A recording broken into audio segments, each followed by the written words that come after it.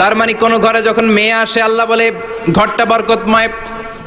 মেয়েটা যখন বড় হতে শুরু করে মেয়েটা ভাইয়ের জন্য বরকতময়। মেয়ে যখন বিয়ের উপযুক্ত হয় বাবার জন্য বরকতময়। 2 মেয়ে মানে বাবার 2 জান্নাত, 3 মেয়ে মানে 3 জান্নাত। সুবহানাল্লাহ। আবার যখন স্বামীর কাছে যায় ইসলাম বলে ওই স্বামী আল্লাহর কাছে সেরা, যেই স্বামী বউয়ের কাছে সেরা।